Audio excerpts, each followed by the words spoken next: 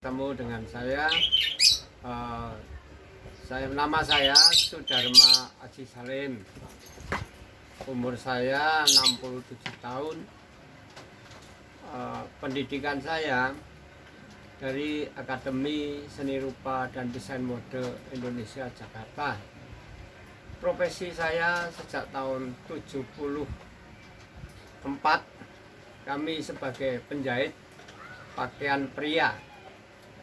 Mulai tahun 78 kami membuka kursus lembaga pendidikan keterampilan Yuko, bergerak di bidang tata busana, dan program kami lengkap dari pakaian pria tingkat dasar sampai mahir, pakaian wanita tingkat dasar sampai mahir, bordir dasar sampai mahir, dan juga desain mode.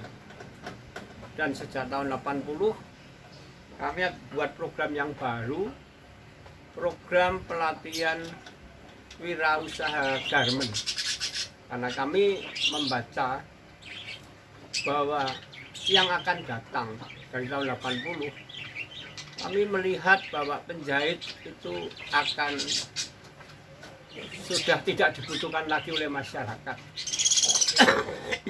Berarti kursus menjahit pun juga tidak akan dibutuhkan lagi oleh masyarakat, karena teknologi pembuatan tata busana atau busana itu sudah menggunakan mesin, dan semua dikerjakan oleh perusahaan-perusahaan baik yang rumah tangga maupun perusahaan besar dengan cara konveksi atau pakaian jadi atau garment. Maka dari tahun 80 program baru yang selama ini tidak pernah dikenal masyarakat, yaitu wirausaha garment, kami buat. Berdasarkan pengalaman saya kerja di garment di bidang teknik pembuatan pola dan produksi, maka kami kemas menjadi satu program yang baru. Dan sampai saat ini pula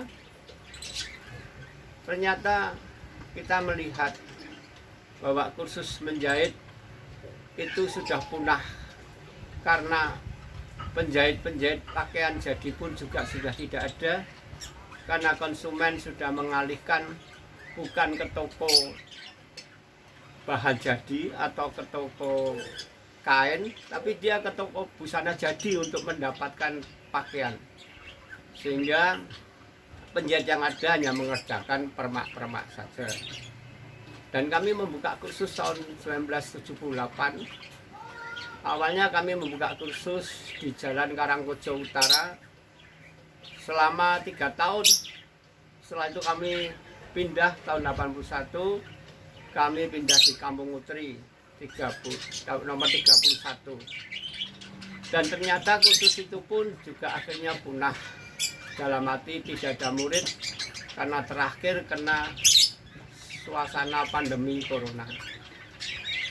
Di samping itu kami juga mengerjakan kursus-kursus yang sifatnya privat. Kami mengajar ke rumah, bahkan kami mengajar perusahaan. Tahun 85 kami pernah dikontrak Rodeo untuk membenahi perusahaannya di bagian produksi, dan juga untuk mengkader beberapa tenaga tukang pola di sana. Dan kami mengerjakan itu karena kebutuhan perusahaan. Dari situ kami berkembang ke perusahaan-perusahaan kecil untuk mentraining pengusaha-pengusahanya untuk membuat pola.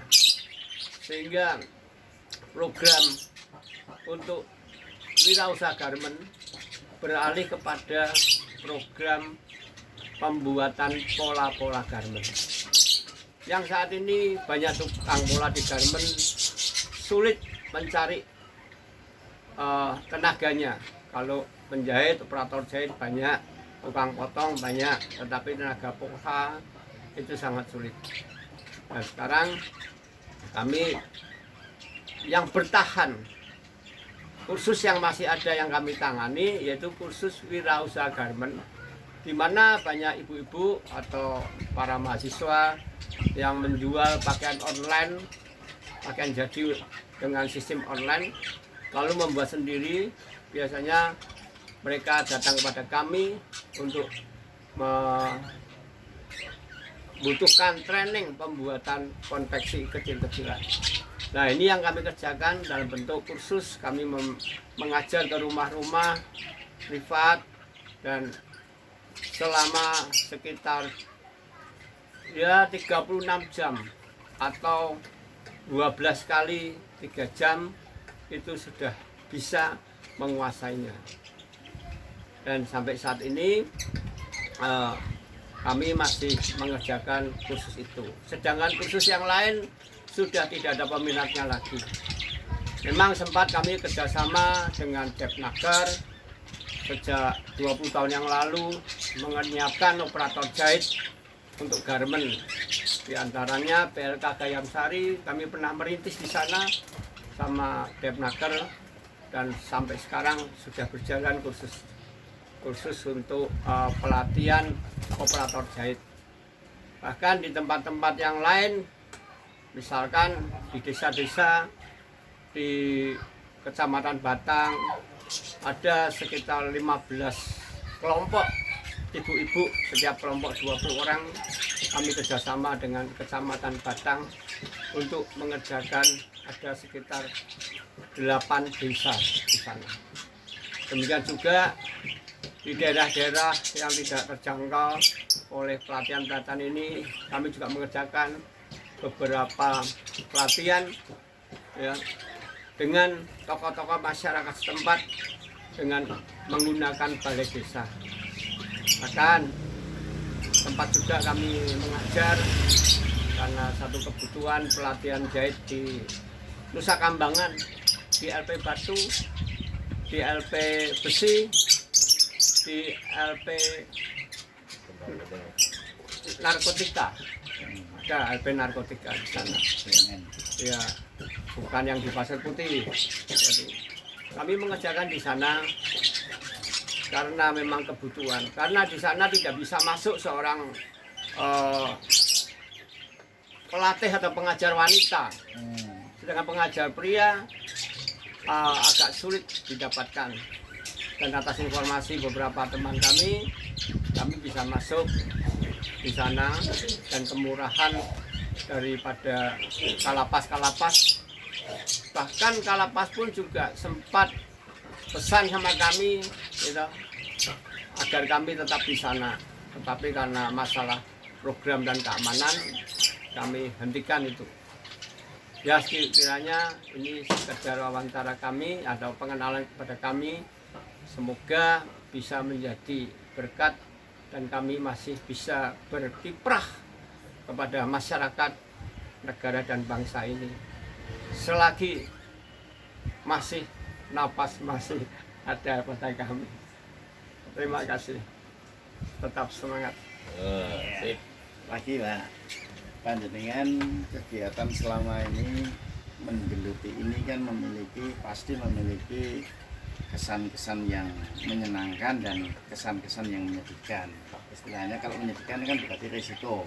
Ya. Tapi kalau kesan yang baik itu biasanya nikmat yang lebih gitu. Barangkali bisa diceritakan. Ya. Sebetulnya tidak ada hal yang menyedihkan. Semua pelatihan, semua kegiatan yang kami kerjakan itu atas dasar hasilnya senang.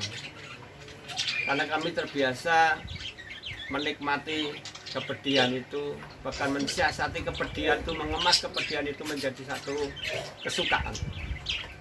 Pertama saya ngajar menjahit, itu saya mengajar di Panti Asuhan Unike Jalan Pandanaran. Saat ini sudah menjadi hotel Pandanaran. Itu saya masih duduk di kelas 2 SMA.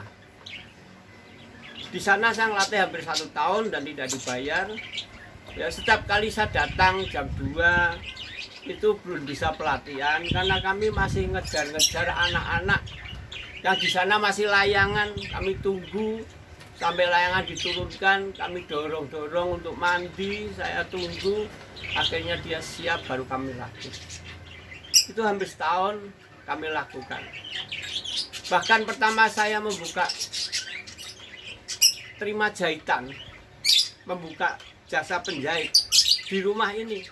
Ini rumah kelahiran atau rumah di mana kami tinggal sejak kecil. Kami membuka terima jahitan itu gratis selama setahun. Sebelah saya ini masih hidup, saudara Ahmad Roji bisa tahu, orang yang membuatkan baju saya gratis. Sebab saya punya filosofi, dengan cara begini saya banyak melatih diri saya. Dengan cara gini saya bisa menolong orang-orang sekitar saya. Dan saya terus terang tidak membutuhkan uang untuk kehidupan karena kami masih ditopang orang tua. Dari dasar itu jahitannya ramai, bahkan seperti hukum ekonomi, hukum pasar, banyak permintaan harga naik. Akhirnya saya pasang tarif setelah 1 tahun gratis, gitu, dengan bayar separuh. Masih ramai, masih kewalahan karena saya masih sekolah. Akhirnya juga harga sama dengan orang lain, sehingga harga lebih tinggi. Pada saat saya membuka kursus, saya menghadapi satu pilihan. Kalau saya mau menjadi penjahit, bahkan pemodal juga pernah modali saya untuk buka konveksi hem, saat itu Kolombo masih ada. Saya berpikir, kalau saya membuka konveksi, wirausaha, saya dapat uang. Tapi kalau saya membuka kursus menjahit, saya dapat murid, saya dapat menciptakan orang-orang yang terampil. Sehingga saya memilih mengajar dari tahun 78 sampai saat ini masih mengajar. Bahkan kami nggak mau di dalam tembok, kami mengajar di luar tembok. Saya pernah mengajar jahit di bawah pohon mangga bersama 20 ibu-ibu di Batang. Kami bahkan mengajar di satu rumah kosong di daerah Prawoto sana. Kami harus tidur di sana, berangkat pagi hari Jumat, malam saya berangkat, Sabtu kami ngajar sampai sore, nginep di sana, Minggu pagi ngajar, Minggu malam kami pulang. Dan itu juga tidak bayar. Mereka datang, kami sediakan bahan, kami bawa mesin jahit, kami bawa meja besar dan sebagainya. Kenapa? Karena saya tahu bahwa saya harus menjadi banyak. Keterampilan yang saya dapat itu dari Tuhan. Bahkan itu harus kami berikan kepada semua makhluk yang membutuhkan. Meskipun banyak yang tidak butuh, tapi ada yang membutuhkan. Bahkan untuk mendapatkan keterampilan harus bayar. Tetapi dengan program ini, kalau dikatakan itu dukanya, kenapa saya lakukan berulang-ulang. Jadi tidak ada duka di dalam pelatihan. Kalau sukanya pasti, sebagai seorang guru itu punya nilai di atas murid. Itu sukanya. Murid selalu ikuti perintah. Dan seorang guru juga dihargai. Itu sukacitanya. Kalau soal uang itu berapapun tetap habis. Saya kira begitu.